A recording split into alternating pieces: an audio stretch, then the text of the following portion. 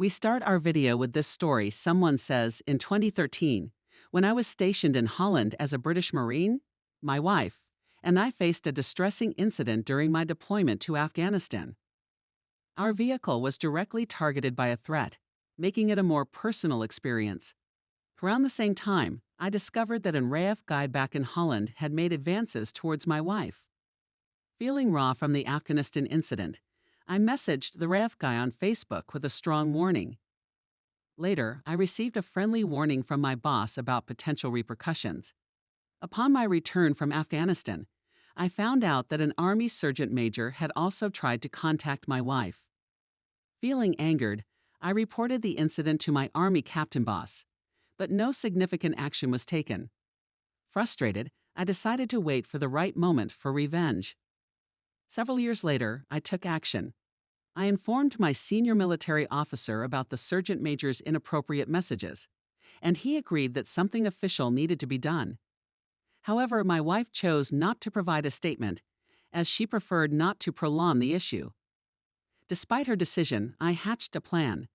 I requested that the sergeant major write a formal letter of apology to both my wife and me, which was approved.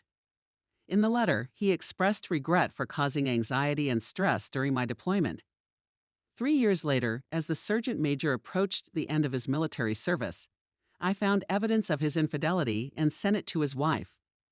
This strategic timing could potentially impact his pension in case of a divorce. This revenge was a long time coming, motivated by the personal and professional issues caused by his inappropriate actions. In the next story, let's call him Joe.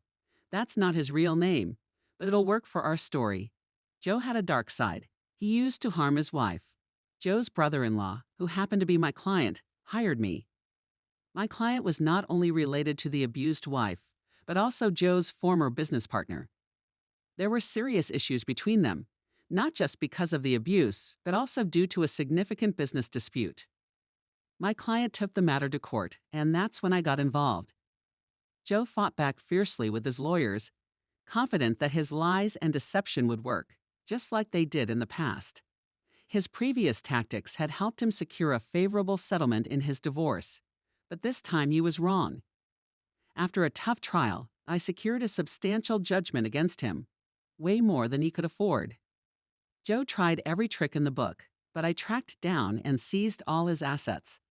Joe never considered the consequences of his actions, and he didn't hire a lawyer until it was too late. Usually when my clients sue, they've already lawyered up before knowing who they're up against.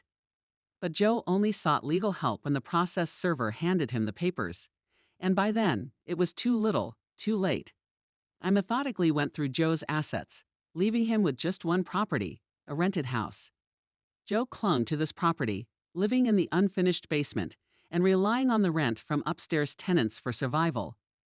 He cashed their rent checks at payday loan places, paying hefty fees just to avoid opening a bank account that I could seize. Joe tried to hide the rental property by owning it through a numbered company, but my investigator eventually found him. Joe represented himself in the legal proceedings for the next couple of years. Meanwhile, I unraveled his corporate structures and exposed his attempts at fraudulent dealings. In the end, I claimed his last property, the house where he lived in the basement. One day, when Joe stepped out, the sheriff changed the locks. His lawyer, working pro bono, asked if Joe could at least live in the basement. By this point, Joe had nothing left to pay his lawyers. I knew the pro bono lawyer. He practiced nearby, and as we talked, I could see his office window from my own office tower window across the parking lot. Asked the purchaser, I replied, "It's out of my hands." And truly, it was. I informed Joe's lawyer that the new owner, a nominee from my client's team, wouldn't allow him back into his basement apartment.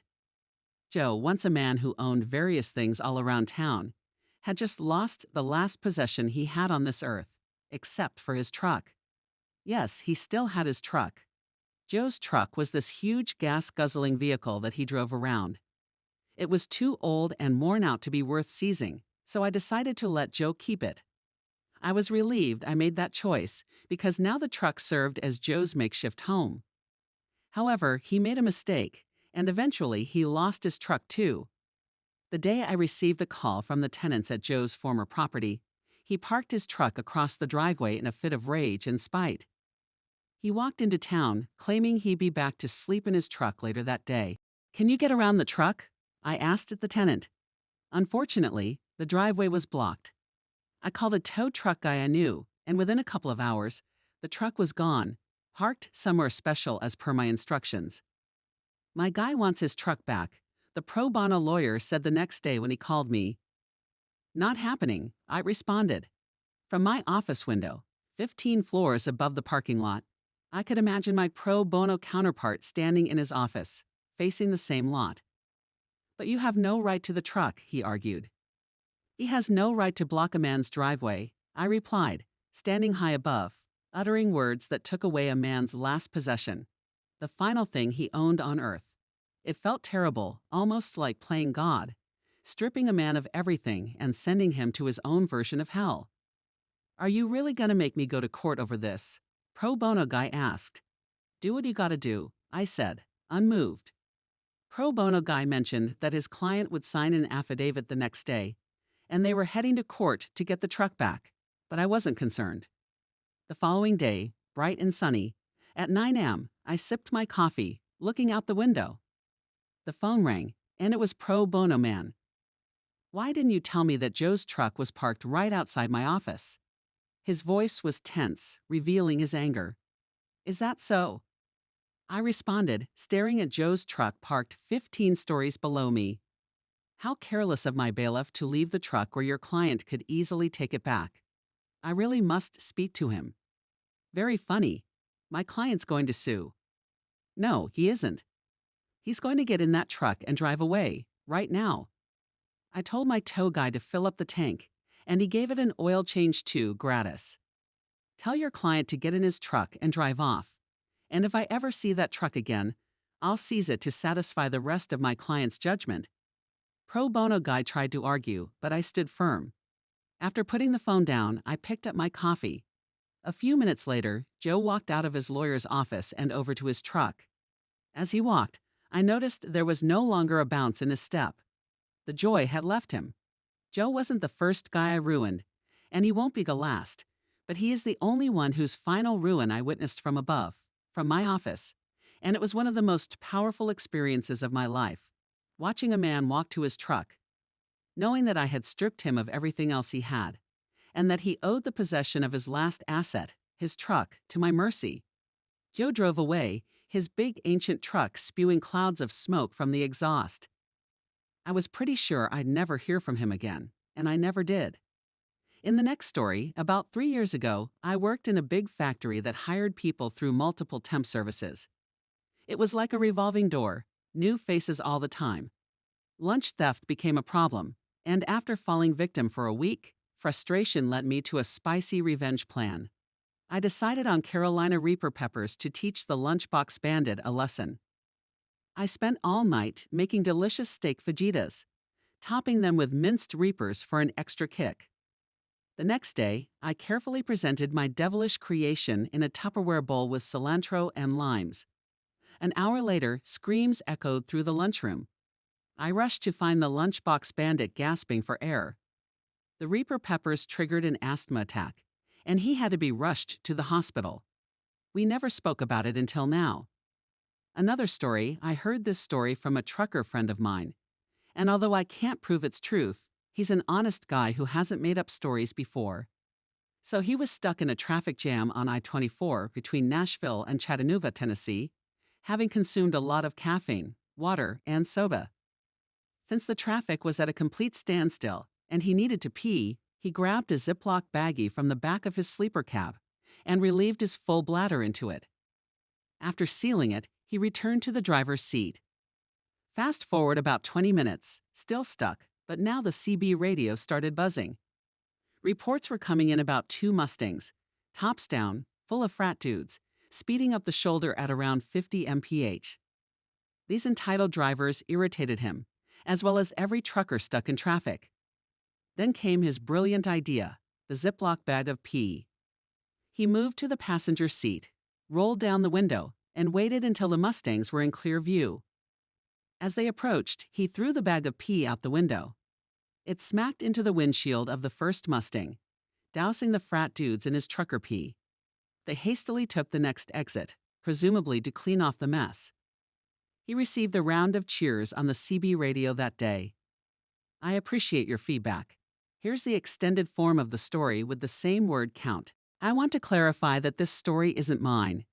It belongs to my best friend, Melissa, who graciously allowed me to share it. She's excited to read the comments, lol. Around a year ago, Melissa, 22F, generously offered her house to an old high school friend. Karen, 25F. Karen, accompanied by her big dog and 2-year-old son, assured Melissa that they were both well-behaved.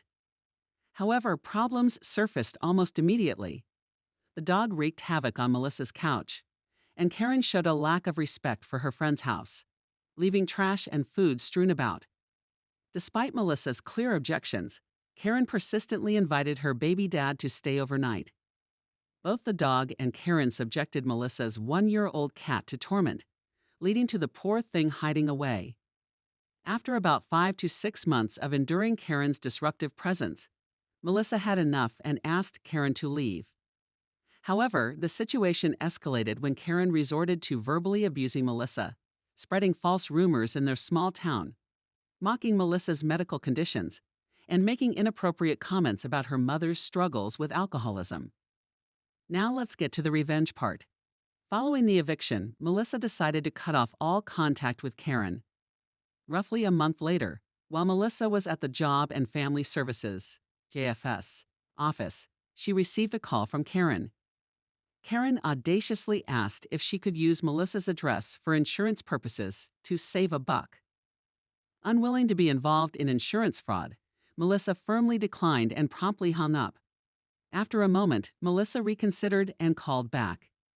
However, instead of calling Karen, she dialed JFS to report the attempted fraud.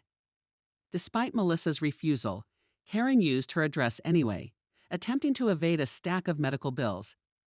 This deceitful act led to Karen being slapped with a substantial $28,000 fine. Surprisingly, Melissa learned about this turn of events from Karen's baby daddy, with whom she had inadvertently formed a connection. Oops, safe to say, I'm definitely glad I'm on Melissa's good side. We have another story, a story I've kept for a while. After finding poor revenge a couple of months ago, I decided it's time to share what happened to a sociopath who crossed the neighborhood. I used to live in a big city, let's call it Palmville. It was nestled between apartment buildings, a stinky river, and busy highways. I was a minority in this neighborhood and faced some challenges, but it was my home. The community center, led by AM, was like a temple, and she was highly respected. Our former landlord, a kind Asian lady, used to help tenants with repair jobs and deducted it from their rent. After her death, her sons took over the business and sold our house. The new owner, a sociopath, wasted no time making our lives difficult. His first move was to raise the rent. The change in ownership allowed him to update the rent to current prices. We've been paying below market from the start, so this hit hard. The second blow came with a demand for full rent on the first of every month. No partial payments, no negotiations, full rent, or eviction notice on the second. This strained our savings, but we managed for now. Meanwhile, AM successfully lobbied for city co-funding to renovate our aging suburb. The entire neighborhood was getting a facelift, but Sociopath had different plans for our house. He wanted us out to relist after renovations, though he never explicitly said it. Sociopath tried various tactics: random inspections, exaggerating minor house issues, and even making false animal abuse claims.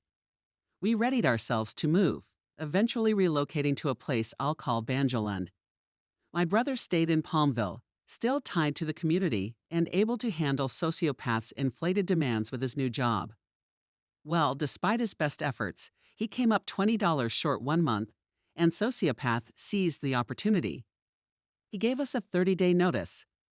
We made the 400-mile trip from Banjoland to Palmville to collect our belongings, witnessing my brother's challenging living conditions. The month passed rather uneventfully, with Sociopath thinking he had won. The neighborhood, aware of the situation, surprisingly refrained from hostility. Understanding the challenges of eviction in lower-income communities. 20 days later, he demanded we leave, even though we had a week left. With no funds for legal battles, AM intervened, buying us a few extra days. However, Sociopath was eager to get us out, possibly due to work trucks being nearby. The last time I saw my childhood home, workmen were tossing my possessions into a bin when we supposedly had 3 days left. The following events were gathered through grapevine information and phone calls with witnesses. Sociopath moved into the house immediately. Why? Homeowners got renovation costs covered by the city, thinking he could renovate for free and sell it. AM intervened, clarifying that the budget was approved for a rental property, and he couldn't benefit from it. She insisted he renovate the exterior or face condemnation. Sociopath attempted to sell, but the neighborhood's memory was long. Vandalism and negative recommendations made selling at market value impossible. After 3 months, he lowered the price and eventually found a buyer. AM ensured thorough inspections and paperwork, but karma had other plans. In his rush, he damaged pipes, leading to the discovery of black mold. AM delayed the news, leaving him insufficient time to address the issue. The house was condemned, and AM and the neighborhood filed complaints and injunctions, forcing him to demolish it at his expense. He tried to harm a family and make a quick profit, breaking laws in the process. Instead, he faced a year-long legal battle and lost thousands. The neighborhood remembers. The neighborhood delivers justice.